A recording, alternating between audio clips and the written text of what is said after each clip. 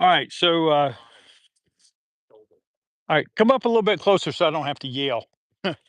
um, that's good. All right. Let's see. Business wise, remember that if you go to twsmith.org, that's where I'll put up the links for. If you're not here one weekend, links are there. I generally will email it. Y'all have been getting the emails? Sir. Okay, good. All right. To the patrons and the students, um, and I'm not quite sure, but I know that in a couple of probably another 5 or 6 weeks, I'll be down in Pinehurst again. When I have that exact date, I'll let you know.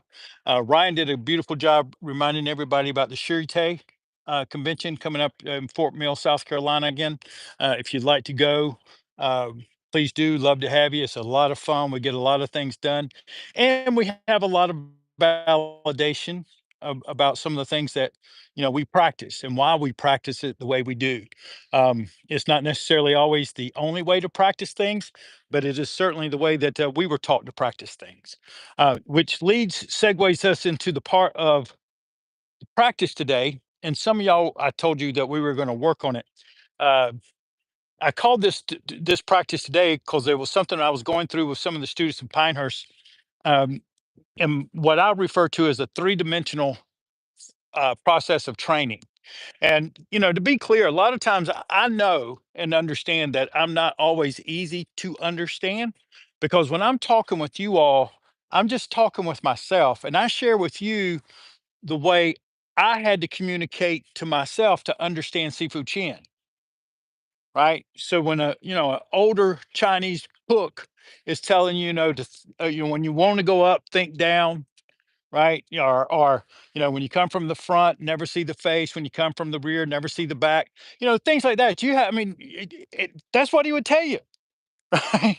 And you would have to dig into it in through yourself to understand different parts.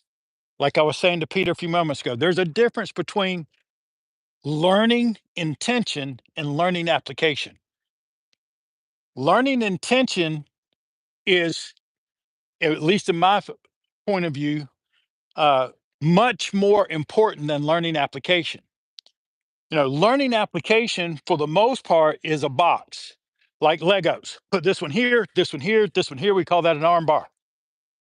Okay. But having the intent, Sifu Chin, when he would teach you, he wouldn't teach you that. He would tell you, if you grab, you twist. That's the end of your teaching. Right? If you grab, you twist, right? Irregardless of how that application may come out. That's your intent. If you grab, you twist. Well, when you look at, for example, uh, the rollback, one of the best applications is just simply here. And as I'm turning, you can see me twisting into it, right? That's my intent, to grab and twist back. Now, if you're doing the 48, you see the same intent, except you see it with this application, a spinning body as I'm still twisting and rotating. And now I'm trying to break this way as compared to break that way.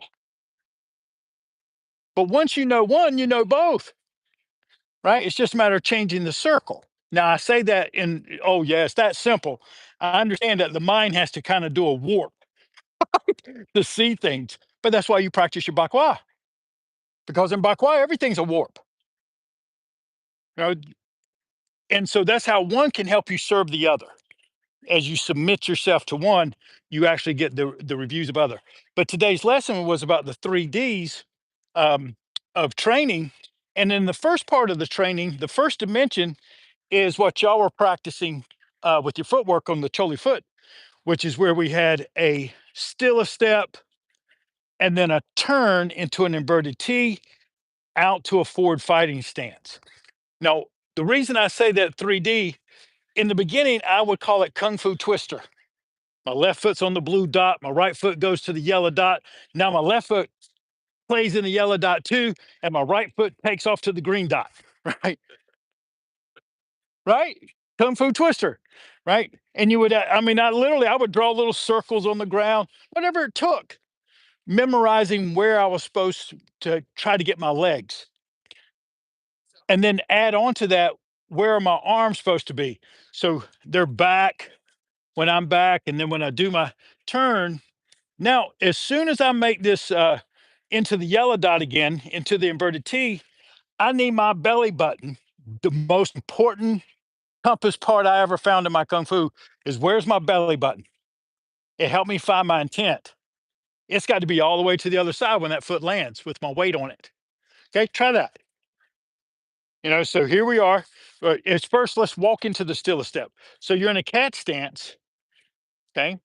And so it goes bam, bam, bam, bam. Okay, let's do that again.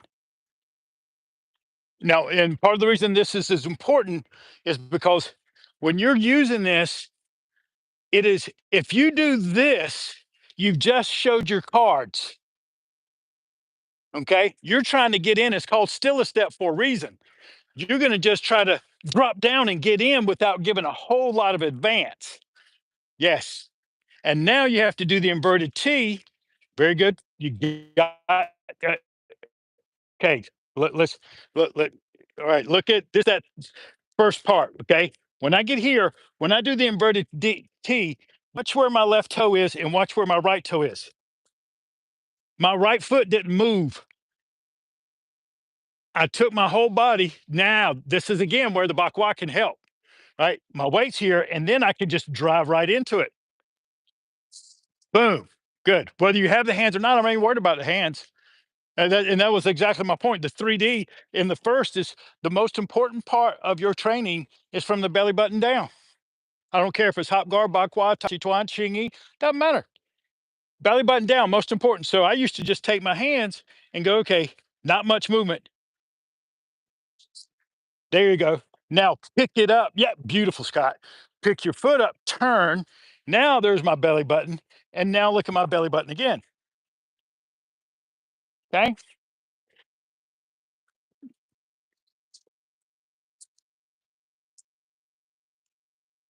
And I'm not expecting y'all to get this right, uh, or even, are exactly right. But I want you to just try to, for example, go through this process appreciating, okay, that's the first dimension. Where am I supposed to be in the Tai Chi Twister? Then, as Bob was alluding to earlier, then what is the second dimension for me is the timing. What's the timing? And I'm just focusing on my legs, right? So eventually, what I want is I want my timing to be just as smooth as I can make it without any pauses, without any moments of, oh, where am I? Kind of thing. And most of the reason, particularly in this technique, is changing and flanking an opponent is really important and learning how to do. In this particular form of technique, whenever you are turning in front of someone, you have to do so swiftly and violently. There can be no hesitation and there can be no lack of firing while you do it. So, as I'm practicing this, I first just try to get the lower body to move fluid so it doesn't feel like there's any hesitation with my lower body. Later, I throw in my hands so they just feel like, okay, yeah, they're just following this, right? Just like a golf swing would, right? That is the second dimension, right? Because now I'm working on the timing of just the legs, the upper body, and there's a lot to be done just in the second dimension. But then there's the intention, which I've already alluded to. I'm going to be turning in someone, so I need to do so deliberately, swiftly, and violently. So when I make this move, as soon as I turn this, that hand, as soon as that foot lands, that hand is already attacking, right? So when I get in here, my intent now has to be here, that I'm already attacking. By the time that foot lands, my body's turned, my timing's good, but my intent is to lay pain and pressure on that side. I cannot go perfect and go right. There has got to be a deliberateness with that intent, and and it's not a thought. I mean, by that, it's not like I'm thinking about the intent. It's a heartfelt. You're going to feel something.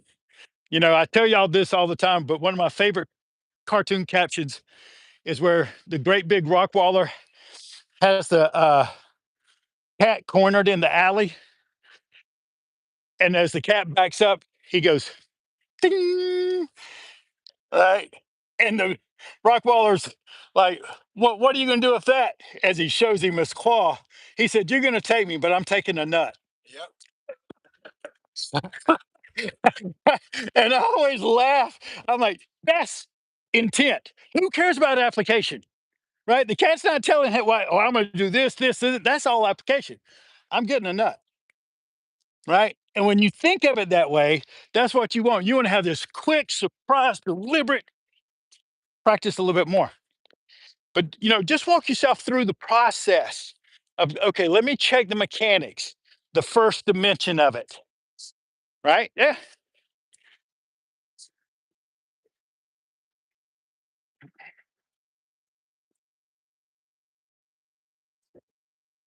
Now that side moves a little differently. Yeah. Because that side looked good. Now, uh, you did the Travolta there, Mr. Gallagher. You felt it? Well, pick up your feet.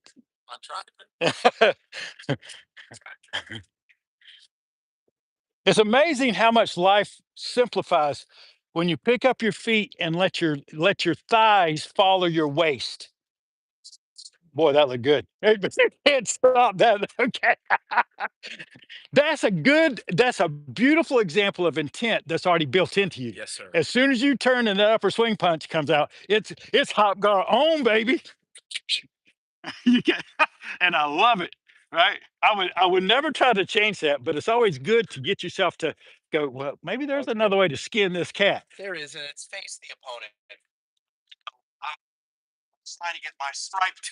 Yeah. Yeah. But yeah, that's that hop guard. Yeah, that's that hop guard mentality, right? That's applying that. Yep. Hmm. Nice. There you go. So for those of you online, you know, again, you're trying to just practice. You're in a cat stance to the side here. You do a quick. I'm just doing a quick jab or a quick change of weight. Boom, and then in the drop step. If you notice it from the side, when I do that, it doesn't look like you're doing a whole lot. But what you will do is that when you drop, you'll notice that instead of my hands being here, when I do the drop step, see how they got out there another 6 to 8 inches, right? So the idea is almost like a jab. In fact, my classmate, y'all may have heard me say it probably many times before. Every time I do this form, I got one classmate, Kevin, that comes into mind. Delta Force guy. This was his bread and butter, just like upper swing punch and everything else is to you. And everybody has something that just feels like, oh yeah, this is candy, right? Well, this form was Kevin's candy, and he was 6'2", shredded at 195 pounds, and had arms like yours, like an albatross. And he would sit there and he would pop it, and then all of a sudden he would get you there and throw it right toward your eye. And as soon as you went, here it came. And you knew whenever you sparred him that was going to be coming out. Just like if I'm sparring you, I know what's coming out. It's a matter of how well you can hide that intent until it's your time to lay waste, right? So, oh,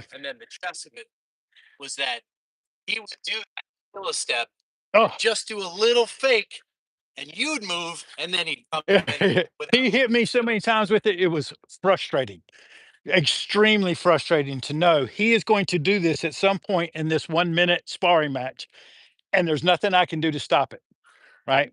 Because he's going to either do it or set me up to do it. But the whole point of that is that he had already gotten through the first two dimensions flawlessly. There was never a hesitation, no matter where he was. There was never any doubt about his timing and how he was going to move when he started it. The only thing that was different was that he would change how he would get into it. He would disguise the intent because you knew what application he was going to use. You just never knew the when, where. Uh, you knew, you just didn't know the when and where he was going to use it, but you knew the how. You'd seen him do the how 1,000 times. Right? All right. So let's shift the gears, but stay on the same topic. Um, Single whip. We did a lot of work on this on Tuesday night in practice out here and cleaning up a few things. It's another good example. Okay, what am I trying to do in single whip? I'm going to do it toward the camera first. And the first part of most single whips, if you're doing them with the sense of using it, and perhaps I should precursor this. When I teach, there's probably a lot of people that's in fact, I know there is a lot of people that is much easier to learn Tai Chi from, right? Much easier. But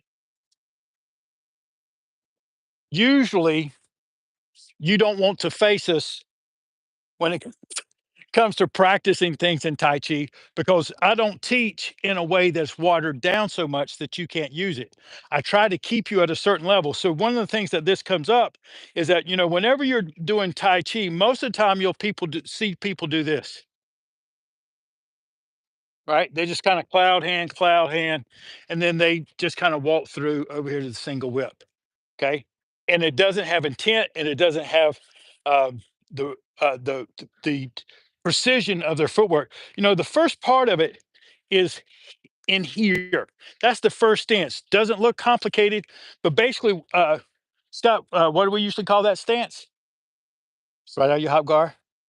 That's what we call it in hop guard. Yes, right. In hop guard, we call it an ape stance. So that's usually what I call it. Right. So it's in here. My weight's forward. Okay. My knees are close together. And my intent is right here. And usually in Tai Chi Chuan in the single whip, the posture is here.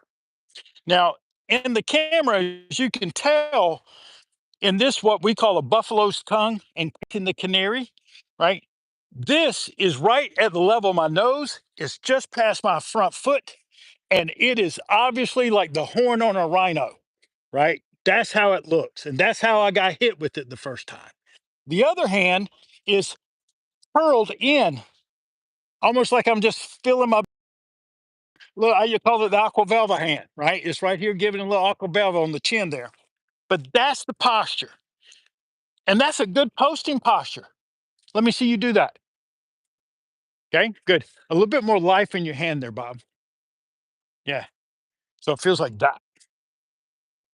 Good. That's good, Kathy. Except see how your toe and all is pointing over there? Yes. And you want this. And then as I'm making these, that's a second dimension change that I'm making with you there. And now I'm going to show this what Kathy was just doing. Kathy has been working it, right? And she was like this, not bad, but her toe was pointing over here, and her buffalo tongue is over here, and her hand is here. Well, if I'm in front of Scott, okay, and he's here, and I'm like this, he's just pounding away.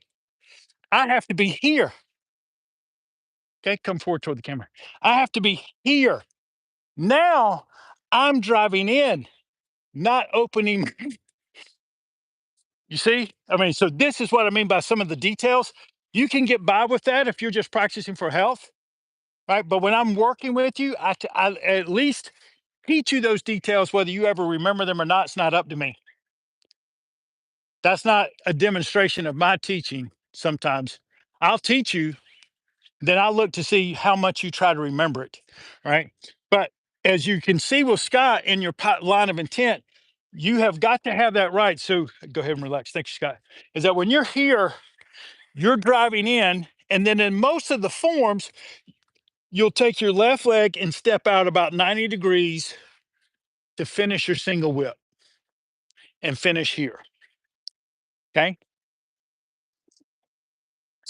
So if you're just looking at the first dimension of teaching, make sure your big toe of in this case, your right foot is pointing directly down the line of your intent. Where are you trying to do? In this case, down the camera. And then when you pick up your left foot, it goes out 90 degrees to the blue dot of Tai Chi Twister and lands and sits. Okay. Just like so. Not very complicated. How you get there is important though. You don't want to be lazy. What you'll notice is my left foot goes out. Now we're talking about the second dimension of how I'm getting there and the timing of it is that my foot rolls like it's rolling a marble across the earth, right? So as I change out from driving in to over, everything sits at one time. That's the timing. Right, so it moves in that way. Because if I'm just practicing for health, I'll let you slide with just this. Slop to the front, slop over to the left. I apologize. That's a little but it's for me, that's what I see, because you're not putting the mental effort into doing it with more precision of the lower body. And now Scott's doing this last part. What about the upper body? Well, most of the time, the very mentally lazy instructor will tell you, okay, you're going to hit one person here and then hit another person there. Okay. And that's just, that's terrible. What you want to try to practice is a continuity of your mind. So the idea here is that in the form is trying to teach you how to have dexterity and latitude. Just like a linebacker at football practices going through the A gap, then he practices going through the C gap, right? I mean, it's not all just one motion. Well, so the idea here is I want to be able to attack and then attack everything from the front to 90 degrees out, because he's probably going to be somewhere in there, right? And the reason that we say he's probably going to be somewhere in there is that when I throw my right hand, I will usually throw it toward that eye, which is now either going to have him go straight back or he'll start to pivot. And now I can step, in this case, like a 45. But because I've practiced from 0 to 90, it won't matter how far he's going to go. I'm used to tracking it, right? And the form just gives you that amount of latitude. But the idea is with the body, upper body, is that you don't show your hand, right? Like I said, most people have two endpoints: hit here, hit there. And that's still, I would call mentally lazy, right? Because you can do better than that, right? When you get to here, as you're tracking, track with the elbow and then finish. Okay? Track with the elbow. Don't track with the hand, track with the elbow, because Tai Chi Chuan follows the principles of bump, poke, strike, split. Okay? So when you first move, boom, then you're leading with the shoulder, elbow, hand, and it won't matter where he's at. If you'll just, there you go, that looks beautiful. Now that's two dimensions of training. What are you doing with it? Well, the intent can change. Like I said, I can try like a shoulder. If he's in tight, it's going to be shoulder and elbow. Maybe it spins out into here. A lot of times when I practice single whip, I'll practice it just with that strike. So move over here back in front of the camera, where it's elbow and forearm. But you know, a lot of times I, because of my nature, a lot of times when I get in here, I just go immediately for a choke. I mean, I just can't help myself, because if you can get to this, it doesn't matter if I finish or not. As soon as you get someone around their neck, it's the cat. He's going to get a nut. You might get me, but you're going to be scared to death as my hand is wrapped around your neck, right? Again, a lot of times, especially in real physical confrontation, it comes down to not just, it's not sometimes the injury, it's the threat of injury that can get you home safely. And that's ultimately the most important thing, right? In self-defense, is that you don't bleed, break, and you get home safely. I can't think of a better definition for good self-defense. So when you're practicing at that third dimension, you have to practice with a continuity that I'm striking through whole 90. You know, the entire 90-degree movement is a strike in my mind. so that now there's that continuity in my mind, and my hand and body doesn't flip until I am totally finished. Okay.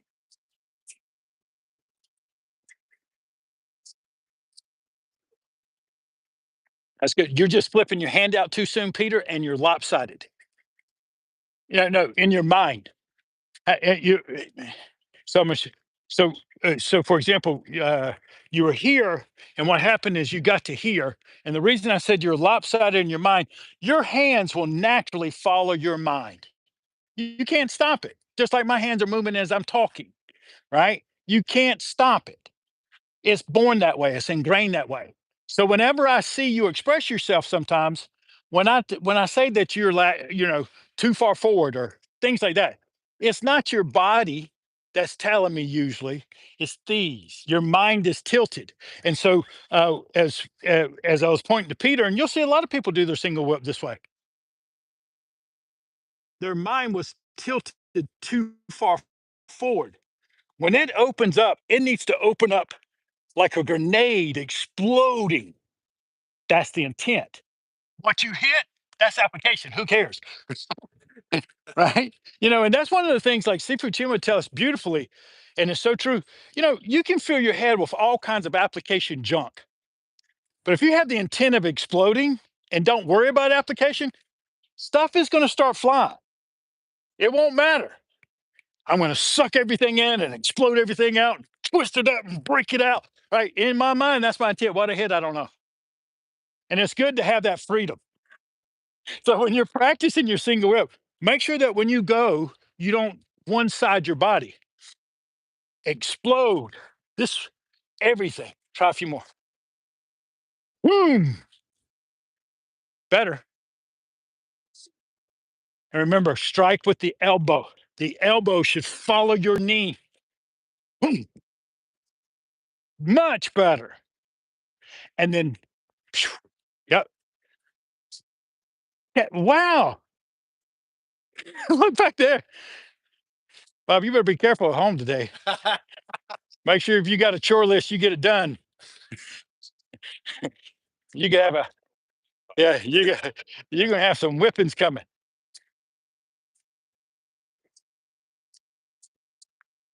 That's okay. Yeah, Zach, and this is good. These lessons is exactly going to carry over into your other training. Yeah, because I'm not worried about how good you're because you're working on your hop gar, right? As we're finishing up, and it's that time.